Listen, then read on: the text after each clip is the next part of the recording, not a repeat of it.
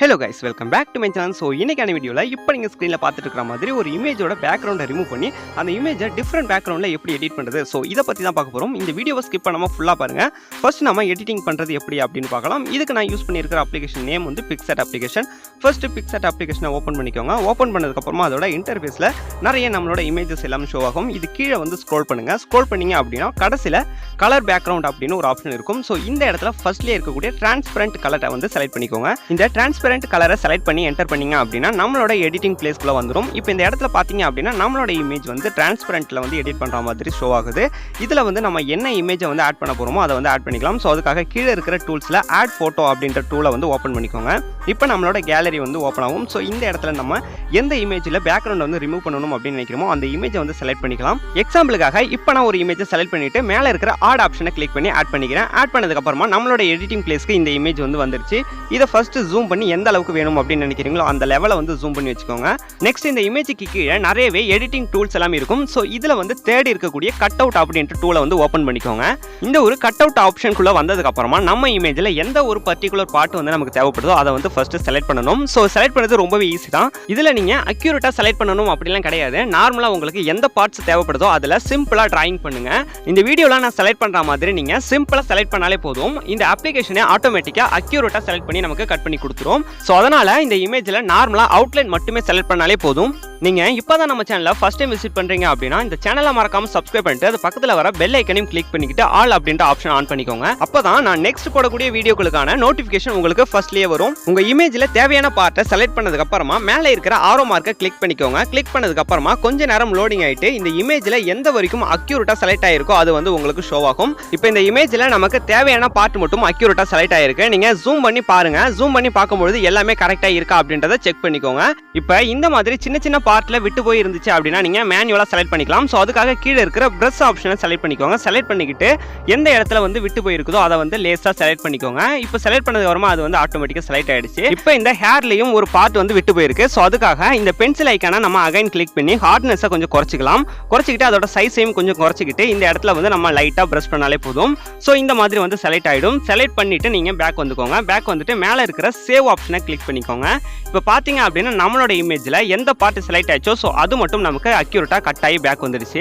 இப்போ இந்த இமேஜை வந்து நம்ம சேவ் பண்ணிக்க போறோம். ஸோ இந்த மாதிரி நீங்க எந்த இடத்துல வேணுமோ அந்த இடத்த வந்து கரெக்டாக ஃபிக்ஸ் பண்ணிக்கோங்க. ஃபிக்ஸ் பண்ணிட்டு நம்ம இந்த இமேஜை சேவ் பண்ணிக்கலாம். இப்போ இதில் மேலே இருக்கிற டிக் ஆப்ஷனை கொடுத்துக்கோங்க. டிக் ஆப்ஷன் கொடுத்ததுக்கு அப்புறமா நம்ம எடிட் பண்ண ஃபர்ஸ்ட் பேஜுக்கு இந்த இமேஜ் வந்து வந்துடும். வந்ததுக்கு அப்புறமா மேலே இருக்கிற ஆரோ மார்க்கை கிளிக் பண்ணிக்கோங்க.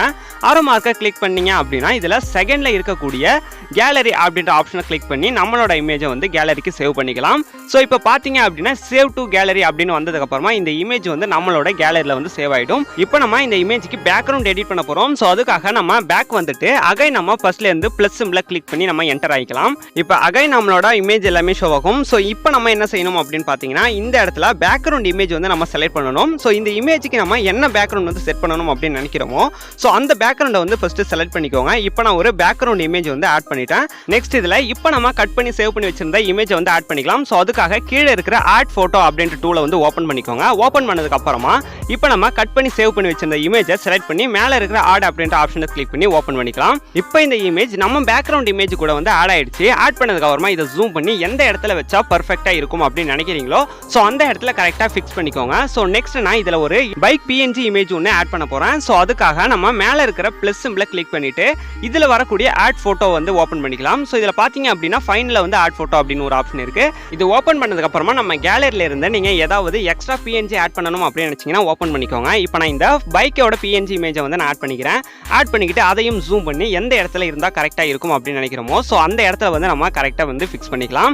எந்த இமேஜ் வந்து ஃப்ரண்ட்டில் வேணும் அப்படின்னு நினைக்கிறீங்களோ அதை வந்து நீங்கள் ஜஸ்ட் ஒரு டச் பண்ணாலே போதும் அந்த இமேஜ் வந்து ஃப்ரண்ட்டுக்கு வந்துடும். இதே மாதிரி நீங்கள் ஆட் பண்ணுற இமேஜ் வந்து எந்த இடத்துல இருந்தால் பர்ஃபெக்டாக இருக்கும் அப்படின்னு நினைக்கிறீங்களோ அதை மாதிரி பார்த்து எடிட் பண்ணுங்க. அப்போ தான் நம்மளோட இமேஜ் வந்து ரியாலிட்டி ஃபீல் வந்து கொடுக்கும். ஸோ இந்த மாதிரி நீங்கள் எடிட் பண்ணதுக்கு அப்புறமா மேலே இருக்கிற டிக் ஆப்ஷனை கொடுத்துக்கோங்க. டிக் ஆப்ஷன் கொடுத்துட்டீங்க அப்படின்னா நம்மளோட இமேஜ் வந்து பேக் வந்துடும். ஸோ அதுக்கு முன்னாடி ஒன்ஸ் இந்த மாதிரி கரெக்டாக வந்து செக் பண்ணிக்கோங்க. ஸோ இந்த மாதிரி பர்ஃபெக்டாக நீங்கள் செட் பண்ணதுக்கு அப்புறமா மேலே இருக்கிற டிக் சிம்பிளை கிளிக் பண்ணிட்டு பேக் வந்துக்கோங்க. பேக் வந்ததுக்கு அப்புறமா நம்மளோட எடிட்டிங் ஃப்ரண்ட் பேஜ் வந்து வந்துடும். ஃப்ரண்ட் பேஜுக்கு வந்ததுக்கு அப்புறமா இந்த இமேஜுக்கு இன்னும் கூட அதிகமான ரியாலிட்டி ஃபீல் கொடுக்கறதுக்காக செகண்ட்ல இருக்கக்கூடிய டூல் அப்படின்ற ஆப்ஷன் வந்து ஓப்பன் பண்ணிக்கோங்க. ஓப்பன் பண்ணிக்கிட்டு இதில் இருக்கக்கூடிய அட்ஜஸ்ட்மெண்ட்டை ஓப்பன் பண்ணி செகண்ட்ல இருக்கக்கூடிய கான்ட்ராஸ்ட்டை வந்து கொஞ்சமாக அட்ஜஸ்ட் பண்ணிக்கோங்க. இதை வந்து ஃபுல்லாக அட்ஜஸ்ட் பண்ணக்கூடாது. பண்ணக்கூடாது. ஒரு லெவலுக்கு உங்களுக்கு எது வந்து பர்ஃபெக்ட்டா தோணுதோ அந்த லெவலுக்கு வந்து அட்ஜஸ்ட் பண்ணிக்கிட்டு மேலே இருக்கிற டிக் ஆப்ஷனை கொடுத்துக்கோங்க. இப்போ நம்மளோட இமேஜ் வந்து எடிட் பண்ணி முடிச்சாச்சு. நீங்கள் ஜூம் பண்ணி பார்க்கலாம். எல்லாமே வந்து ஓரளவு பர்ஃபெக்டாக வந்து மேட்ச் ஆகுது. ஸோ எல்லாமே செட் ஆனதுக்கு அப்புறமா மேலே இருக்கிற ஆரோ மார்க்கை கிளிக் பண்ணி இந்த இமேஜும் நம்மளோட கேலரிக்கு சேவ் பண்ணிக்கலாம். ஸோ அதுக்காக ஆரோ மார்க்கை கிளிக் பண்ணி செகண்ட்ல இருக்கக்கூடிய கேலரி அப்படின்ற ஆப்ஷனை கொடுத்து இந்த ஒரு இமேஜை நம்மளோட கேலரிக்கு சேவ் பண்ணிக்கலாம். இன்னைக்கான வீடியோவில் நம்ம போட்டோஸ்ல எப்படி பேக்ரவுண்ட் எடிட் பண்றது ஸோ அதை பத்தி பார்த்தோம். இந்த வீடியோ உங்களுக்கு யூஸ்ஃபுல்லா இருந்துச்சு அப்படின்னா இந்த வீடியோக்கு ஒரு லைக் பண்ணி சப்போர்ட் பண்ணுங்க. இதே மாதிரி வீடியோக்களை தொடர்ந்து பார்க்க நம்ம சேனலை சப்ஸ்கிரைப் பண்ணிட்டு அது பக்கத்தில் வர பெல் ஐக்கனையும் கிளிக் பண்ணிக்கிட்டீங்க அப்படின்னா நம்ம போடக்கூடிய எல்லா வீடியோவும் உங்களுக்கு ஃபர்ஸ்ட் நோட்டிஃபிகேஷன் வந்துடும். தேங்க்யூ, பாய்.